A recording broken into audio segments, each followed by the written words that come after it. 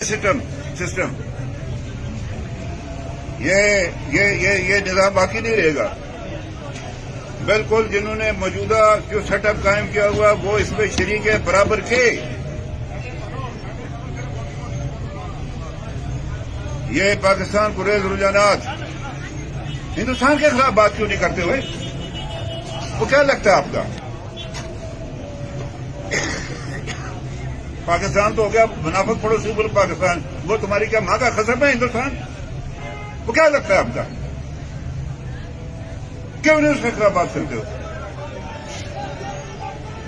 یہ بڑی زیادتی ہے یہ. اور میرے لیے یہ بات، میں تو اس سے کہتا زمین پھٹے میرے نیچے سے کہ لوگ جائیں پونچھ شہر میں آٹا لینے کے لیے. ہم لوگوں نے آٹے کے لیے قربانی دی ہے. کیا ہو گیا لوگوں کو؟ کیا ہو گیا نوجوان نسل کو؟ فاروق حیدر صاحب نے موجودہ جو عوامی تحریک ہے اس کے حوالے سے ماضی میں بھی ان کے مختلف بیانات آتے ہیں. کبھی تو یہ عوامی ایکشن کمیٹی کی تائید میں آ جاتے ہیں، کبھی یہ بلیک میل کرنے کے لیے اپنی اس گٹ پتلی حکومت کو ان سے ٹیکس لینے کے لیے عوام کے حقوق کا علم تھام لیتے ہیں. اور جب کبھی ان کو سگنل ملتا ہے یا ان کو وظیفے کی یقین دہانی ہوتی ہے تو یہ عوام ریاست آزادی پسندوں کو جدوجہد کرنے والوں کے خلاف جو ہے لب کشائی کرتے ہیں. کبھی تو انہیں نانی کا خواب یاد آ جاتا ہے اور کبھی یہ پاکستانی افواج کو کہتے ہیں کہ بھائی تم ڈالر چباؤ گے، اور دوسری سانس میں فاروق حیدر صاحب یہ کہتے ہوئے نظر آتے ہیں کہ میں پاکستانی افواج کے ساتھ ہوں. اگر آپ افواج کے ساتھ ہیں تو وہ ڈھاکہ میں وردیاں اتاریں، آپ ان کے ساتھ ہیں. وہ امریکن کاسی لیسی کریں، وہ آپ ان کے ساتھ ہیں. وہ عدلیہ کو کنٹرول کریں، آپ ان کے ساتھ ہیں. وہ اپنی عوام کا حق رائے ووٹ چھینیں، آپ ان کے ساتھ ہیں. اس قسم کے سہولت کار جو ہوتے ہیں یہ قوموں کی غلامی کو دام بخشنے کا سبب بنتے ہیں. میں نے کبھی بھی کسی اسٹیٹمنٹ میں، کسی ویڈیو میں، کسی پوسٹ میں کبھی بھی فاروق حیدر صاحب یا ان جیسے کسی بھی سیاستدان کو یا جموں کشمیر کا خیر خواہ نہیں کہا. ہمارے بہت سارے آزادی پسند، حقوق کی جدوجہد کرنے والے، ایکشن کمیٹی سے تعلق رکھنے والے لوگ وہ اتنے بھولے بالے ہیں کہ جب ان مگرمچھ کے آنسوؤں کو دیکھتے ہیں جو یہ اپنے وظیفے کے لیے باہر ہوتے ہیں اور ان کی لب سے حقوق کی بات نکلتی ہے تو وہ کہتے ہیں یہ آزادی پسند ہیں. یہ کسی کے بھی اپنے نہیں ہیں. یہ کل اگر خدا نخواستہ ان کو بی جے پی بڑی آفر کرے جو اس کے ساتھ مل جائیں گے. انہوں نے کہا کہ پاکستان کو غاصب ملک، منافق کہتے ہیں. خدا نخواستہ ہندوستان کے حوالے سے انہوں نے ہمیں گال دی. ہم ہندوستان پہ لعنت بھیجتے ہیں. ہم ہندوستان کی اس جمہوری سسٹم پہ، اس کے اس قتل عام پہ، اس کی اس غاصبانہ سوچ پہ، اس کی اس ریاست جموں کشمیر کے حوالے سے پالیسی پہ، اس پہ 1000 مرتبہ لعنت بھیجتے ہیں. اور ساتھ ہی اس منافق ملک پہ بھی اس لیے لعنت بھیجتے ہیں، اس کے پالیسی ساز اداروں پہ ہم اس لیے لعنت بھیجتے ہیں کہ 22 اکتوبر اس منافق ملک نے کیا، معاہدہ کراچی اس منافق ملک نے کیا، گلگت بلتستان سے اسٹیٹ سبجیکٹ رول اس منافق ملک نے کیا، یہاں پہ ایکٹ 74 نافذ اس منافق ملک نے کیا، اور ایکشن پلان کو لانچ اس منافق ملک نے کیا. یہ کہتے ہوئے، یہ دیکھتے ہوئے، یہ سنتے ہوئے آپ کو شرم نہیں آتی فاروق حیدر صاحب؟ جو گھٹیا، جو غلیظ، جو نیچ زبان آپ نے استعمال کی، میں اس سطح پہ نہیں جانا چاہتا. میرا ضمیر گوارا نہیں کرتا، چونکہ اس ریاست میں بدنصیبی یہ ہے کہ ہزاروں لوگوں کے ووٹوں سے آپ کئی مرتبہ منتخب ہوئے. فاروق حیدر صاحب، آپ جیسا احسان فرموش وہ اس زمین پہ میرے جیسے سیاسی کارکن نے نہ کبھی دیکھا اور نہ دیکھنے کو ملے گا. سردار عبدالقیوم خان صاحب نے آپ کو سیاست میں لایا، آپ نے اس کی پیٹھ میں چھوڑا گونپا.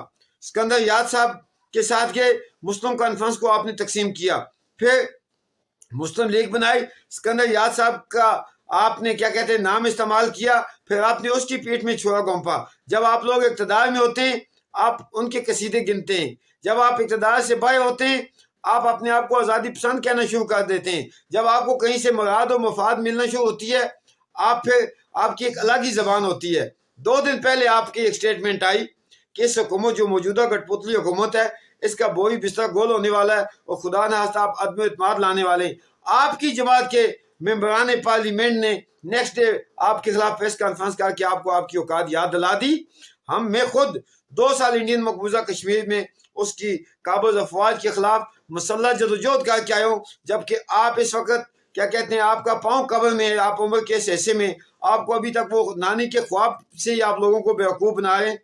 آزادی پسند ہوں، عوامی حقوق کی تاریخ میں بنیادی حقوق کی جدوجہد کرنے والے ہوں، یہ ریاست جموں و کشمیر کے لوگوں کے ہیرو ہیں، یہ اس آزادی کی جنگ لڑنے والے ہیں، یہ تشخص کو بچانے کے لیے نکلیں گے۔ مجھے پتہ ہے کہ آپ اس وقت بے روزگار ہیں، آپ ذہنی ڈسٹرب ہیں، آپ کبھی کس طرف جاتے ہیں کبھی کس طرف جاتے ہیں۔ فاروق حیدر صاحب، میں اتنا کہنا چاہوں گا آپ کو کہ آپ کو شرم آنی چاہیے۔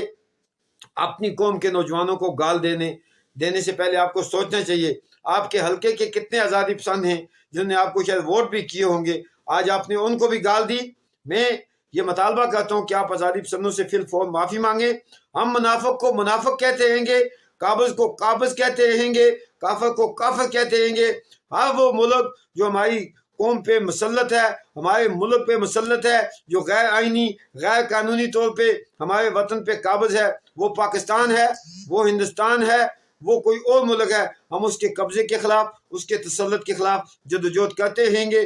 آپ وظیفے کے لیے جتنے مرضی ہے پاپا بیل لیں، آپ کے ایک کیا کہتے ہیں سیاسی وہ بیک گراؤنڈ ہے کہ وظیفے سے آپ نے وطن کو تقسیم کیا، اسی وظیفے کی تلاش میں آج آپ پھر لوگوں کو بیوقوف بنا کے اپنی قوم کے لوگوں کو گالیاں دیتے ہیں۔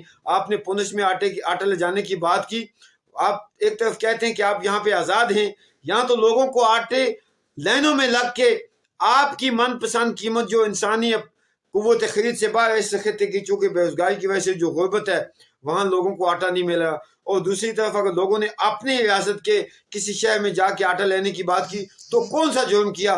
میں صداقت مغل کشمیری یہ کہتا ہوں کہ ہم اس ایل او سی کو، اس خونی لکیر کو نہیں مانتے، اور ہم اس کے خلاف پریکٹیکلی جدوجہد بھی کریں۔ ہم جموں سے بھی آٹا لائیں گے، ہم پونے سے بھی آٹا لائیں گے، ہم سری نگر سے بھی آٹا لائیں گے، ہم گلگت سے بھی آٹا لائیں گے، اور وہاں کے رہنے والے مظفر آباد اور میرپور سے بھی آٹا لے کے جائیں گے۔